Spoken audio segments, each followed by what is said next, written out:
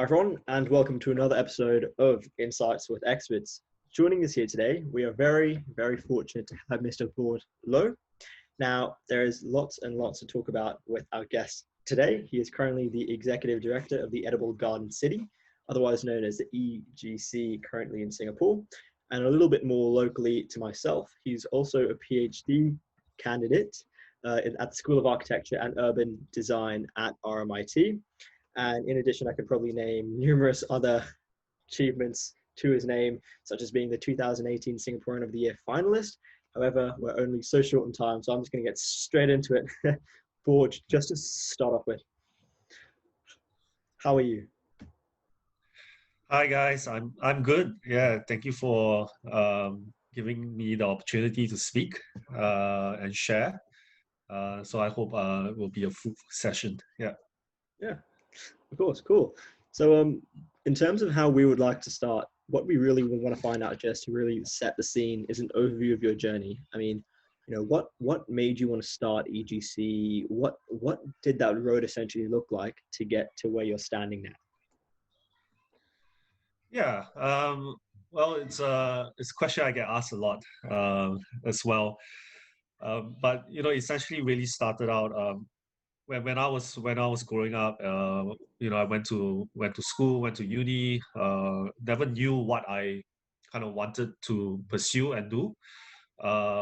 Did marketing in university because I guess it was the easiest way out out of university, right? Commerce, marketing, so got through that, and then came out not knowing really what jobs or things that I wanted to do. Advertising came along, and just wanted to give it a shot, and that then got me into the whole agency space for the next 7 to 8 years, and allowed me to travel and move countries from Singapore to London.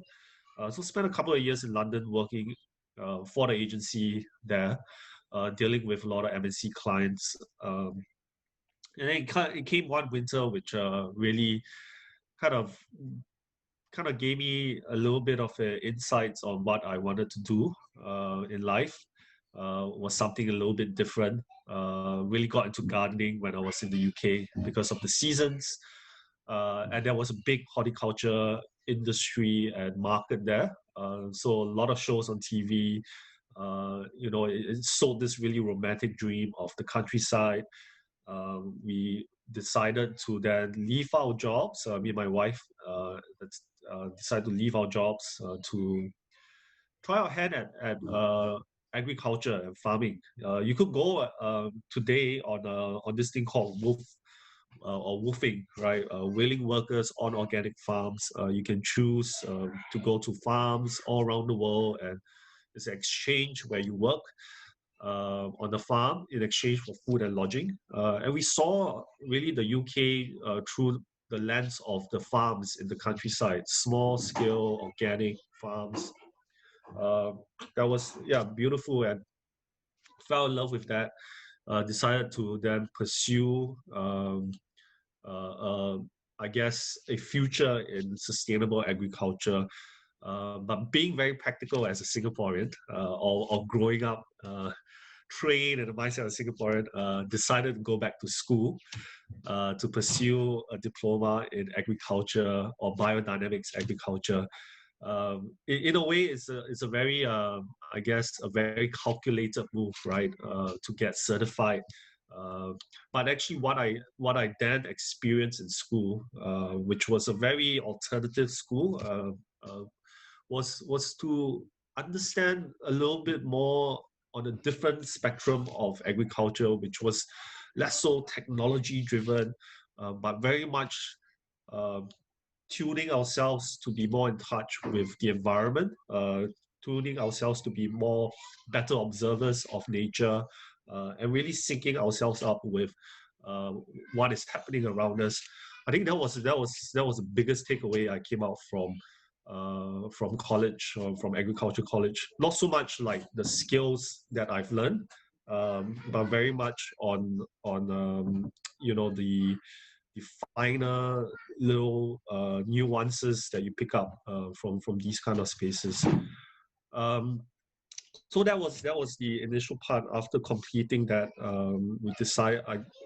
we kind of decided to wanting to stay in the UK to start a farm there, because it is a lot cheaper to get 10 acres of land with a house than compared to a 5-room HDB flat in Singapore. So it was quite a easy, at least from my economic standpoint, quite an easy consideration. But somehow there was a naggy feeling. Sorry. Okay. And so there was so I felt this really naggy feeling to come back to Singapore, wanting to use what I've learned and seen and bring it back to Singapore. In a way, understanding that Singapore's agriculture scene has always been something that have been left behind, because we were pursuing as a nation a very different economic growth model, and we were relying then on our neighbors to supply us with our necessity, like water and food, and other things. So coming back to Singapore, it was great, because it was a period of re-exploring the country, which I grew up in. And growing up in Singapore when I was young, I was never tuned in to all the greenery around me. Right, it was always very green. It was a garden city. We know all of that, right? You see nice trees, perfectly landscaped parks and gardens, but there was never that connection. I don't know if you guys feel the same way as well. There was never that connection with the greens, because it was just there. And again, we were, as growing up, we were never participatory in the greening of Singapore. So there was very little ownership.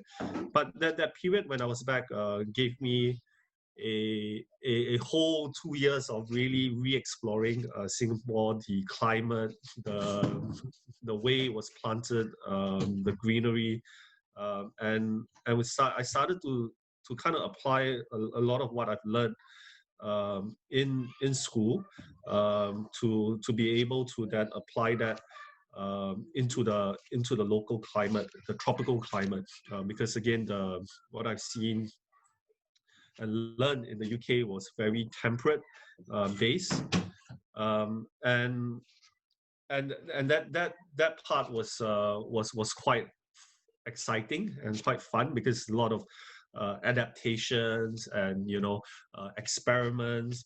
So in my own little garden on a balcony in Singapore, and always the intention was to find a piece of land in the farming area, which is Kranji, to then start a farm, and that was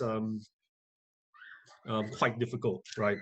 In Singapore, trying to break into an industry that is highly regulated, and the land that there was no land available. You need to go to the people that have already tendered for land and maybe rent from them, or basically the barriers to entry were quite high for someone starting in agriculture, wanting to take out an acre of land and start a market garden. It was quite difficult. So I was quite disappointed with that.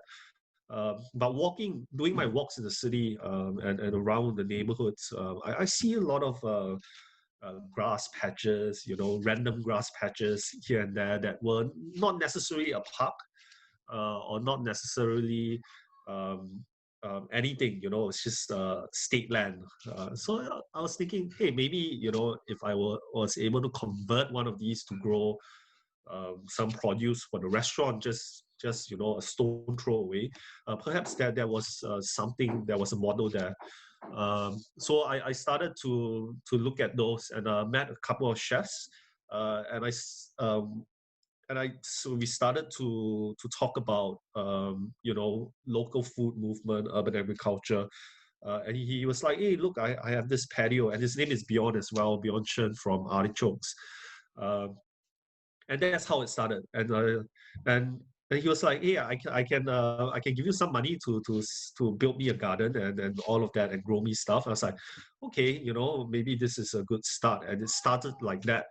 One garden after another garden. It just got a bit crazy, from now we have done 200 over edible gardens and urban farms in Singapore. But it was never my intention to build gardens. I just want to farm. I just want to grow food for people. But it happened that way, and it seems that sometimes what you have planned for, or what you kind of thought would be the ideal scenario, or how you have written your business plan, may not play out in that manner. But you have to grasp on the opportunities that presents itself, right? So this is one route of going into urban ag, which also kind of was quite unique for me. And many years down the line, we managed to get a foothold in the space, and we were then approached by various authorities and government to see how they could help us along our journey. And from then we managed to get our own space, and we were able to then build a farm, which was really challenging. So I was thinking, imagine if I had done that at the start to start building a farm first, I probably would have given up already at that starting point. So it's quite interesting how the journey has laid out, and today it's become in a way a movement, so much so as a social enterprise and a movement rather than just a corporation enterprise that is for profit only, which was always the intention when I started Edible Garden City. That I didn't want it to be purely a profit-driven organization. Want to ensure that we had a balance to create social good and social impact through the work that we do. And this, I guess, was always in the DNA of Edible Garden City from day one.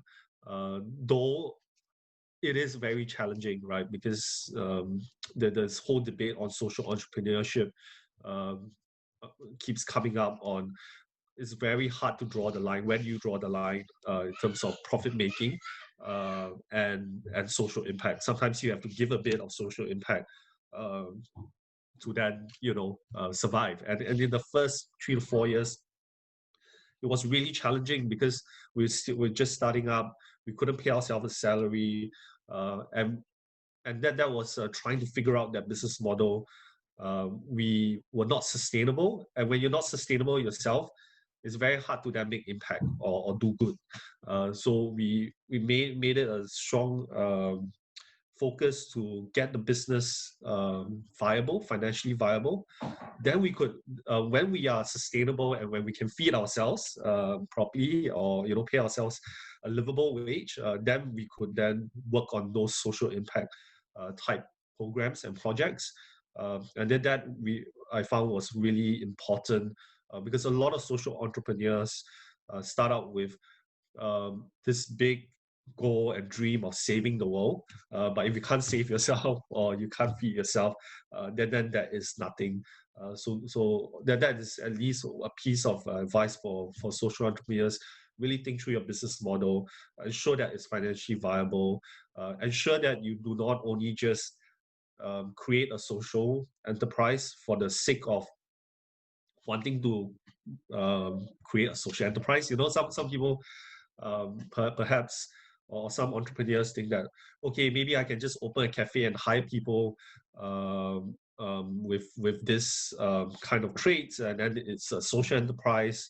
But essentially, that it is a social enterprise, but you are only scratching the surface of the social inequalities and the issues. It's always important to look at the entire system that you're trying to change. So for us, what we try and look at is the entire food system. So we're not only looking at agriculture in the urban spaces, we are really addressing a lot more of social issues around the food system, the inequality of food systems, whether it's the environmental issues that come out from our food system as well. So always look at how you can change the system, not just address just a minute problem within the entire system, and start from that, and that will really give you a better overview of things. Sorry, I was blabbering on, but okay, I'm just gonna look through some of the questions. I was actually about to bring up a point. You previously mentioned about the opportunities the UK offered, specifically in terms of land and seasonality versus the difficulty and resistance in Singapore. So my next question would be, there is a common misconception, or at least to people like me who aren't in the industry, right, that sustainability, that agriculture requires the sort of geographical space, the weather, the temperature. So then how do you, I guess, adapt these necessities to the context of Singapore with its density and with its lack of seasonality, and how do you break that misconception? Yeah, so I guess a lot of it came from just being very inquisitive, right? Of trying something that has not been tried before. When I first got back with my training in a very temperate climate, it is also a human nature, right? That you want to grow something that people have not been able to grow before, and go, I managed to do that. It's something new, and it's something something fresh, and I did the impossible. But that's always in the initial portion, like how people try to grow strawberries in Singapore. It's possible, or you can do it indoors in this high tech farm, but you have to then go back to ask yourself, is this necessary? Do we really need to eat strawberries all year round if food supply chains are cut? So I started on that path, right? Trying to squeeze zucchinis and a lot of temperate crops, arugula, rockets, and other fancy temperate type vegetables into our local climate. It was a lot of work. It was really hard. You have to take extra care of it because of the heat, right, in Singapore, and the humidity. It is quite challenging for some of these plants. And the produce that actually get grown and is harvested sometimes may not be as good of a quality that comes from an area that is suited to grow a crop like that. So then I started to think perhaps we really need to explore our native vegetation and our heritage and what is indigenous to our region, because we are in the tropics, right? We are in the tropical environment. There's so much diversity that has not been eaten or consumed in the last, 60, 70, 80 years of this whole commercialization of our food system. And so started to really look into that, actually learn a lot from a lot of the community gardeners, right? Whether it's the old uncle, the old auntie that's growing some plants, and they have actually accumulated quite a bit of knowledge, and learning what is edible and what's local and what has medicinal properties allowed me to then adapt those and offer that as a product to the local F&B scene. So we were able to kind of change a little bit of the mindset within the chefs locally to say, oh, why are you using a flour that is imported from Holland for your dish when there is an alternative locally that has similar structure, color, taste, and smell. And could this be a replacement? And that gave us a little bit of a difference in our approach when we deal with the F&B scene in Singapore. But we really want to encourage a lot more um, local and endemic vegetables, and really sort of bring that more to the consumers, because the local palate for eating vegetables is quite limited. A traditional Chinese family, you have one vegetable dish, normally with a green vegetable that is in oyster sauce or whatever, and that's it. But a lot of these green vegetables, whether they are the brassicas like the bok choy, the chai sin, they are actually cold weather crops. So they're not really suited to be grown in our region, and that's why they grow them in Cameron Highlands, where it's a lot cooler and colder for these vegetables to thrive. So a lot of these kind of initiative we're trying to put in is to change potentially the taste buds and mindsets of Singaporeans to say that, hey, there is this thing called sayur manis, which is a sweet vegetable. It grows crazily in our tropical environment. It's really tasty when cooked. You find them in the ban mian in Malaysia only now. In Singapore it's hard to find, where you have a bowl of ban mian, and then they have these greens. That's the sayur manis. It imparts a nice nutty flavor to the dish as well.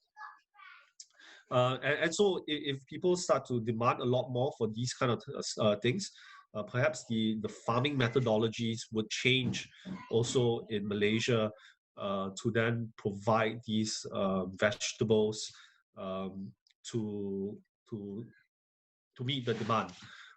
Currently, they are growing a lot of brassicas, which is bok choy chai sin, which they then have to net and build greenhouses over Cameron Highlands, the hills. What this causes is there massive landslides, environmental degradation within the ecosystem of Malaysia. And the vegetables, the cheap vegetables, get sent to Singapore, and we are consuming that at a very cost-effective price. But there is environmental cost that we are not paying for, which I feel perhaps as consumers in Singapore, we need to start to look at that and start to address that, because essentially we are causing that problem through our demand. I think I went a bit offshoot with the question that you posed, but hopefully that makes sense. No, yeah. I actually just wanted to talk about that first answer that you gave as well, and you really touched a bit on the social aspect, on when you start a social enterprise, the challenges that come with it and everything like that. And I think what we have now is a generation of students who want to make social change. We've seen in our school, we've seen in our unis, students want to make changes. They want to do something about climate change. They want to do something about all these things which are happening now. However, while we're so passionate about it, we've seen actually such low rates of students that go on to pursue social entrepreneurs. Not many go on to pursue environmental courses in uni and all these things. And I think the reason why may be something that you touched on as well. It's not a very lucrative field. It's not a field. I mean, as you said, there's a very big line in terms of the extent to which it's going to be a profit and a non-profit. And so I think there's this big worry that disincentivizes students. I wanted to ask then to you, what should incentivize a student to go into social entrepreneurship, or perhaps work in a non-profit that actually makes social change? And do you agree with the fact that it's not a very lucrative path? I mean, is that just a misconception that you could maybe break as well? Well, we saw a big growth in the social sector or social enterprise sector in Singapore in the last 7 to 8 years, right? I remember when we first started as social enterprise 8 years ago. It was still not known, right? People thought social enterprises were charities, and so the whole mindset has shifted now and changed a lot, and I think the motivation for a lot of people to join a social enterprise is that they want to apply their skills and their time to something that they can create change within society. We see a lot of mid-career switches, especially those high flying mid-career switches from banks, institutions, and big companies switching to then run social enterprises or coming in to help consult for social enterprises just because they want to feel like there is purpose, because it's kind of waking up every day and feeling that, hey, I am going to work and I'm going to make change. I'm not only helping an organization make more money, but it's kind of purpose driven. But whilst some people then feel also very excited by the fact that, hey, I can make change and then I can make a living from it as well. And that's all I need, right? I don't need that Ferrari. I don't need that big car or things. I know what is enough for me. I'm a conscious, responsible consumer, and so they choose this route to work in a social enterprise or start a business as a social entrepreneur. So we have seen a lot of young graduates out from uni join us. A lot of them been with us for 3 to 4 years, 5 years. Our initial founding team were a lot of big career switches from banks, and marketing agencies, IT. They joined Edible Garden City at that point because we all had the same ideas in terms of we don't want work to be structured. We're doing it out for passion. So we're running the organization quite loosely, just working together on a few projects, and people enjoyed that as mid career switches. Of course, as now when we have 40, we have about 40 employees. We can't work on that kind of structure because it gets a little bit too messy. We can't manage, so we then need to put in processes and things like that. So it's a bit more. It's run a bit more like a company. But people still enjoy the fact that or that there is a greater purpose that we are trying to fulfill with the work that we do. So it's just not purely about money-driven pursuits.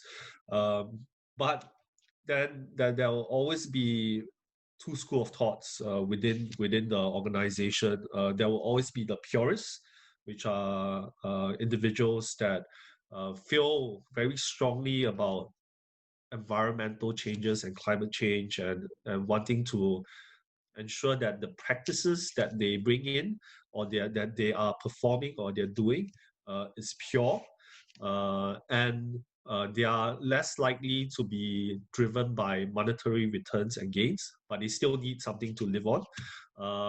So a lot of them start like that. I've also started like that. When I first started, I was very critical about systems, about not wanting to work with corporations, and wanting to shun, my past life and whatnot.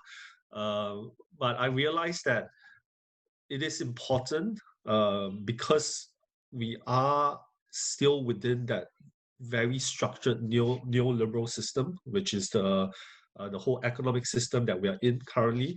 And we need to work within that to make change. We cannot be a group of hippies setting up a community somewhere, and then trying to detach itself from the system. As urban farmers, especially in a country like Singapore, we need to work within that. So a lot of times in the early days, I get asked a lot by government officials and people in authority, well, urban farming can make money or not.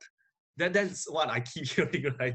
So it's like my reply always like, yeah, we can survive, but this is what we're trying to do. This is there's a bigger picture to it. It's not just about making money, and it's about self-sustainability, food sustainability, and slowly I think it got the message got out a lot better, that we can survive, and we can make a business out of it, but really the purpose is not just about making money, and then there's a bigger agenda. So I guess that comes out quite well, and so a lot of the young graduates coming out from university uh, would be excited by that, and then they come, they join, and they help help us through our journey. Of course, what's sometimes portrayed in the media and position can look a lot different from the actual reality of what's happening in the organization itself. Most of the time, it's just chaos. But that's how things move forward. And today we are a lot more. We're really grateful for all that have come through to help us on that journey. Many people view farming with the misconception that it's solely for food production. What are the other benefits of food production? For example, therapeutics, because I'm aware that part of what Edible Garden City does includes therapeutic horticulture. Yeah. Again, it's is part of the evolution of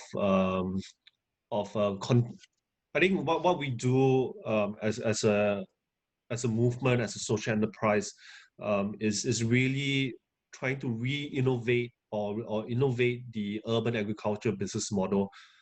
Early years, we started to build gardens. We did various pop-ups and things like that to drive interest around the space. And when we started our own farm, we brought in concepts like closed loop farming, and a socially driven urban farm with environmental impact, with community impact. That I think when these things get picked up by the general industry and by the government, we feel that, hey, we've done our part, our role, to create awareness and impact in that space. Then what is the next thing? What do we then continue to innovate again? And what we found actually is that the challenge with urban food production is that um, it's very tough to make it a viable business model just by growing produce alone. So if, let's say, okay, I'm growing bok choy and chai sim on a rooftop in Tampines, for example, I can grow a lot, but I'm also at the mercy of imports, right? So vegetables coming from China are 50 cents a bunch, right? In Singapore's context, the labor input, rental, utilities, all of that, you're never going to get a 50 cents a bunch kind of price point, right? So, and Singaporeans at this point are not yet ready to support a more expensive local produce at this point. It's starting to happen. So it's going to take a few more years of advocating and marketing for Singaporeans to really take that step up to do so. So essentially, if we were to base urban farms just to produce vegetables and make that a viable business model, we feel that there's still a lot of challenges within that. So we wanted to look beyond that. What other intangible values do urban farm provide to society and to the community and to urban cities like Singapore?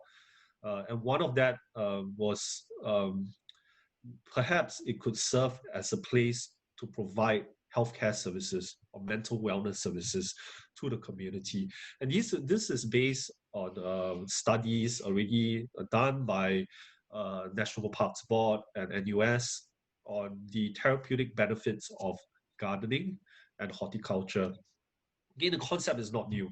You have care farms located all around Europe, in Australia as well. There are many care farms where farms also play the role of providing care to patients with mental challenges.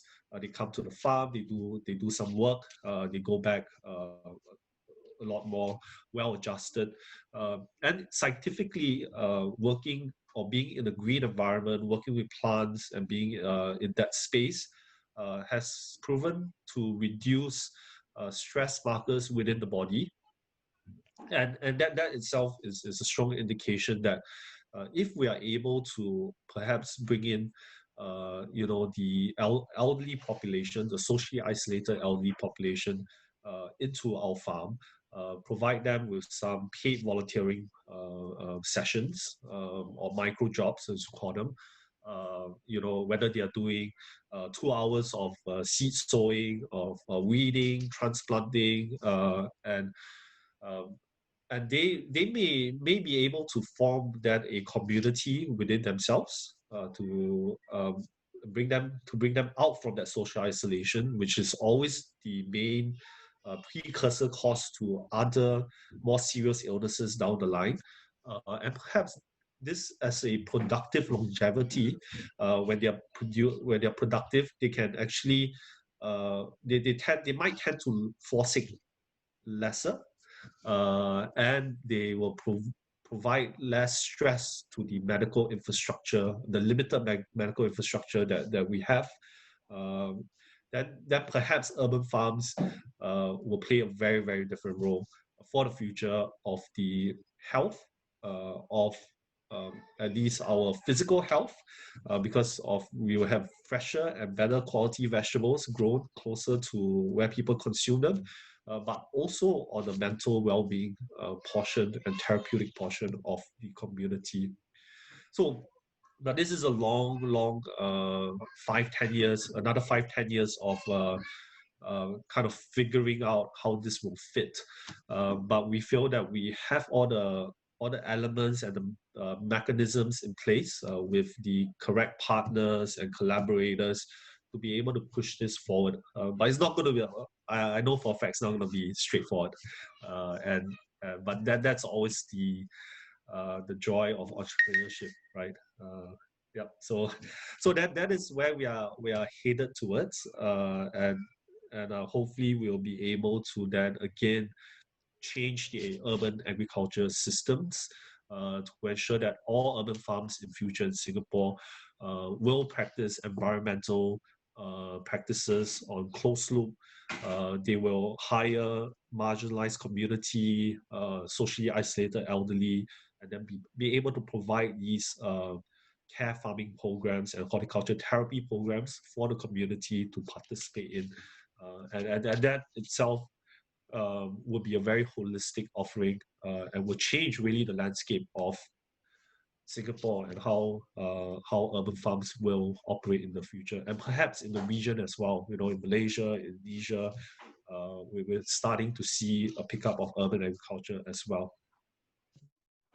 Yeah, and I just wanted to quickly talk again about that point where we talked about students, how they can get involved, how they can go into social entrepreneurship as well, and all that stuff. And I mean, if we currently just look at our cohort of students who left high school last year, we look around. Majority, you're looking at students that went into economics, law, biomedical sciences, all these kinds of things. And very rarely do we find people actually going into agriculture and so on. So but however, I told you in the start that students want to get involved in this in some kind of way.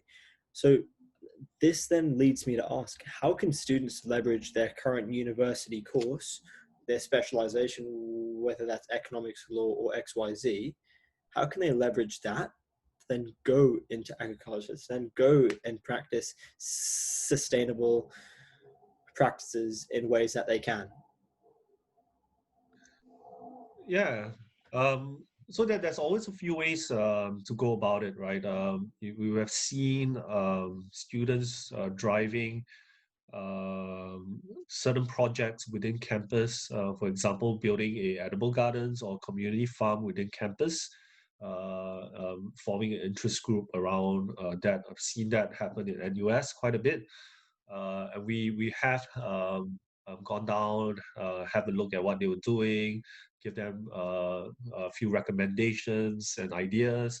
But it was largely driven by them, and then they host and arrange and moderate a few panel sessions, bringing people to talk about sustainability. So within the school fraternity, you could drive a lot of initiatives like that. And for one, the universities sit on massive amount of land and grounds, right? So converting a grass patch or somewhere a little bit behind into a community farm would not be, space is not an issue. But I guess it's the commitment and a good plan to put into and speaking to your universities to do that. But outside of that, there is many opportunities for volunteering, for on-job placements with other social enterprises for urban farming. So whether it's Singapore, it's Australia, it's Malaysia, there are a lot of these groups out there. We are one of them, but there are many others. Like Foodscape Collective in Singapore, there is Ground Up Initiative. So these are all places where they can go and lend a hand or two. Sometimes it's just about some back-breaking muscles that we need to carry some soil or move things around. Or sometimes it just can be keeping the space spick and span. Things that we often neglect because we had all these other work to do. And just lending a helping hand. I think it doesn't matter where your skill sets are in. It's just coming in and knowing the organization, participating, and slowly, I think you'll be able to identify areas that you can help out a lot more. So for example, we have a lot of fresh grads that have joined us full time. All of them started out from volunteering, right? They start out as volunteers, and they put in maybe 4 to 5 months of volunteering, and before they join us officially, and that was a good period of time to allow them to really get to know everyone and get to know the what we do and the business, and to see if it's the right fit for them as well. And a lot of, like, some of them, they are trained in life sciences, so they work in the lab quite a bit. And in outdoor in agriculture, there is kind of sometimes we need to do testings like A/B tests and whatnot, and they were then able to apply some of their skills to push out some of these projects. And sometimes we do work with universities on trialing some products and things like that. So they were able to drive some of these projects, and it was really fun for them because they were like, hey, I'm working with my professor that I used to work with. Now I'm working with him on some of the same level field. So it was it takes time though. So that first six months, 1 year of getting the volunteering in and being part of the community is really important. So don't think too much about it, because when you're there, when you're in the elements, and when you're in that ecosystem, slowly you'll be able to sort of use your skills of what you have learned in university. But I've forgotten all I've learned in university already. So, but what I've learned, I find in university is a certain way of thinking through problems. So in business and marketing, there are certain set processes that you have to go through, and then that's how I think, right? As a business student, as compared to then how an engineering student thinks. So it's a thought process that has not left me, and it's ingrained in me. So that's the skill I took away from university. I can't remember, the formulas or the specific strategies that I've learned, but it's a way of thinking, and you can apply that into your work. Going to the last question that we ask every guest, the question that I jumped the gun on earlier. If you had one piece of advice that you could impart onto the youth listening today, what would that one piece of advice be?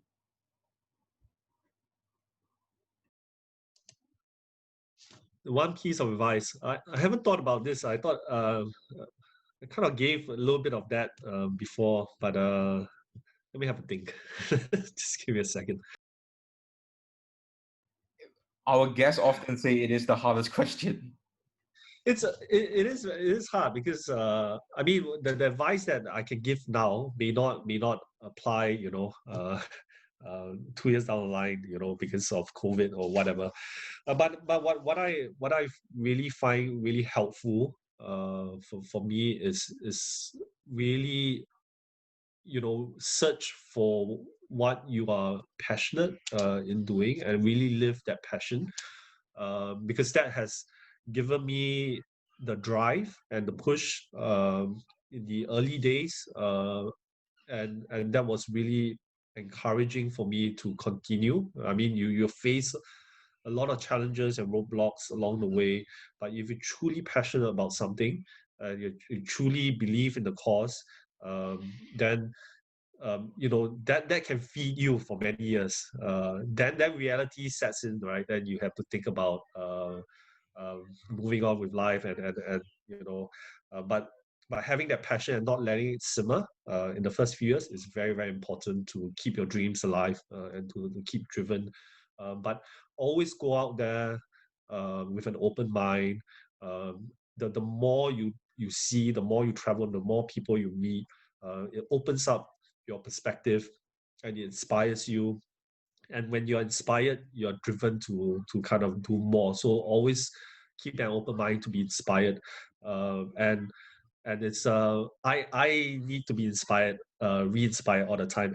And it's important that you go out and meet like-minded people, because when you sit down and you see what other people are doing, that inspiration comes, and it will drive you forward with new ideas, with new way of looking at things. So do that. Yeah, continue to be inspired, and keep the fire going. Thanks for listening in. This podcast has been brought to you by Desare, a platform designed to bridge the gap between the youth and professionals. You can read more about us at desare.org, and you can also check out the section titled Insights with Experts, where you can submit your questions that you might have for future experts and industries that you would like to learn more about. And you can also refer in any experts that you might know yourself.